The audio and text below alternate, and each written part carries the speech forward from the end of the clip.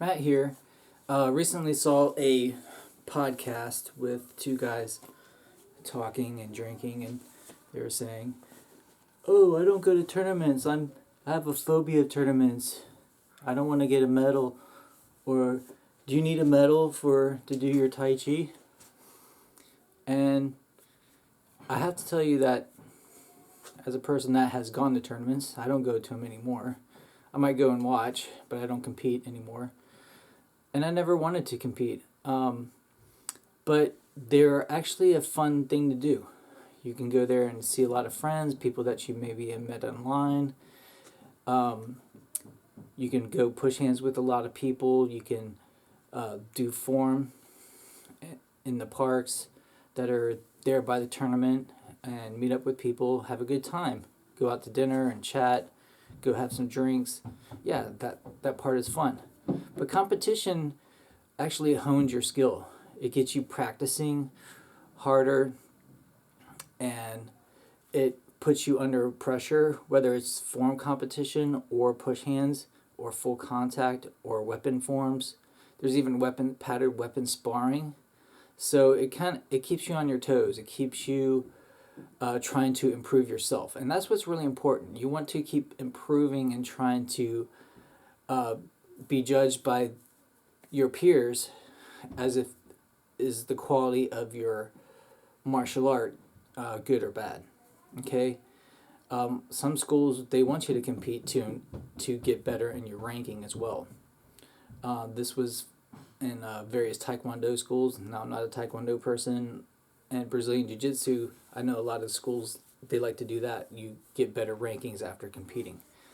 But it's most importantly, it's a challenge to yourself. You know, these events have form, weapon, push hands, full contact, like a point sparring type of contact if you don't want to do full contact. And there's also weapon, like padded weapon sparring, as I mentioned before. Again, you're being judged by your peers, and the judges will tell you why they gave you the score they did. There's some drawbacks to that if they don't know your form. Like for instance, once a guy told me my sword form wasn't slow and fluid like the Tai Chi form, and that's not the way I learned it. I learned my straight sword form had moments of Fa Jian and moments of slow and fast, and so there are going to be some positive and negatives. Another negative is when, say, an overzealous coach has his students as judges. So when his students compete, they all get higher scores. I've seen that happen, and so that kind of thing can happen. Some people talk negatively about push hands, saying, "Oh, they're pushing, they're shoving. It's sumo, it's judo, all this kind of thing." That's BS. That is not being able to handle pressure. And that's what push hands should be. You should be able to handle pressure, not just from a strong force from another push hands guy, but your Tai Chi as a martial art overall should be able to handle any martial art from any style.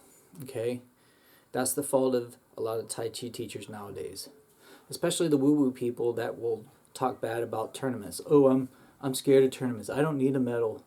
That's because their narrative of invisible pushes and their students hopping back will get destroyed. And it's already happened to a couple people who were advertising woo-woo, and they went into a tournament and they couldn't do their woo-woo pushes on the competitor they were competing against. So that's that's another thing. But the feedback from the judges is really important, and seeing how other people compete and getting rewarded for your efforts.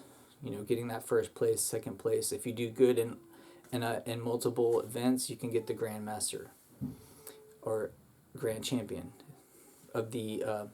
Usually they have a Grand Champion of external forms, a Grand Champion of internal forms, even sometimes Grand Champion of push hands. Sometimes the lightweight push hands person has to compete against the heavyweight person, and I've seen the lightweight person beat the heavyweight push hands person. Okay, so yeah, there's going to be boneheads that criticize tournaments saying, oh, you know, they'll talk bad about it. You don't want to do push hands or shoving, or I don't need a medal to prove my Tai Chi, and it's really up to you. But you're joining the community, you're participating in the community, and people will get to know you and can vouch for you that, you know, you're a sincere practitioner, that, you know, you tested yourself, you tried yourself. And tournaments have been around for a long time. Even the full contact ones, even before the 1930s, like in Nanking and Hangzhou, where they were doing Lei Tai full contact fighting. A lot of these woo-woo people, you know, they don't want to enter the push hands tournaments. They won't do form because they've been standing so long. They'll charge you a whole lot of money to make you come to their seminars, and they'll just make you stand because they believe in pain is gain. If you, okay, we're gonna make you stand for an hour, and you have to deal with the pain, and that's the only way to get good at your Tai Chi Kung Fu, and unfortunately that's BS. But Tai Chi, you want to be able to learn all the moves, not just pay $1,000, be told to stand. That's just ridiculous on all levels. So I want to encourage you to do tournaments. The last 20 years, the tournament scene has dwindled. When I was competing in the 1990s at some of the major tournaments, USA WKF, US Quoshu, A Taste of China, some in Dallas, Florida, and Florida, like big international tournaments, the turnouts were huge, especially for Yang style Tai Chi. You had like 20 competitors. In push hands, you had 20 competitors. In sword, you had 20 competitors. Last time I looked, it was much less than that. So your chances of actually getting first, second, or third place is actually increased. So you'll probably do pretty good. And you can put that on your martial resume that, you know, you competed, or you can show, like I have right over there a bunch of trophies that I'm gonna throw away. I've had them for like 20 years in the back of a closet, and I'm trying to create some space in my closet to put other stuff in there. So, but I still have my medals in a box somewhere. I'm very proud of them. Some of them are really nice, like the Jinwoo Association one, the Tai Chi Legacy one, really nice medals. Quoshu has some really nice medals. Some of them will give you a cheap plastic medal, but some of them are really nice too. So go out there and have fun, and don't be disappointed if you get low score or you don't do as good. That just helps you go back to the lab, try harder, and it's also really important to, you know, watch yourself under a camera and make changes. The camera doesn't lie, so use your camera to help you with your forms. Go out there, push hands with a lot of different people, and have fun. All right, Jayo.